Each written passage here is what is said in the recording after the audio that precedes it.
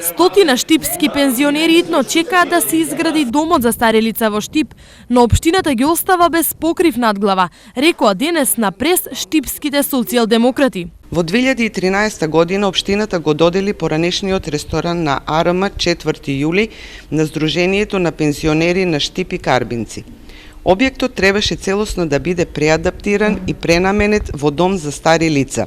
Но наместо тоа, без соодветен елаборат и без одобрение за градба, кое требаше да се содржи одлука за промена на деталниот урбанистички план, на местото на некогашниот ресторан на АРМ започна изградба на нов габаритен објект. Според нив, градоначалникот Захариев работи незаконски и сега се обидува тоа да го сокрие.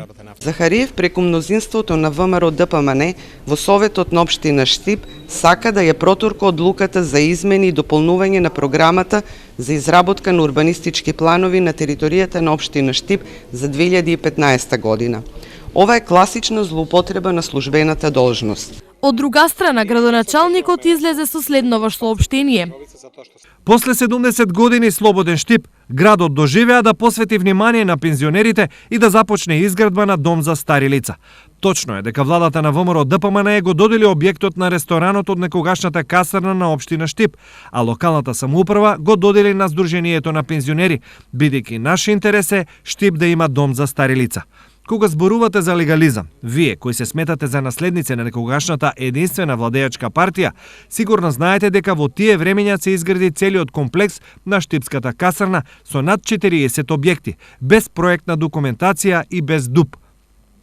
Сепак, ресторанот има имотен лист и тоа е основ да се преземат конкретни чекори за изградба на дом за стари лица, кој патем кажано, владата на Македонија го категоризираше како објект од посебен интерес со целата пропратна документација за која има и одлуки на Советот.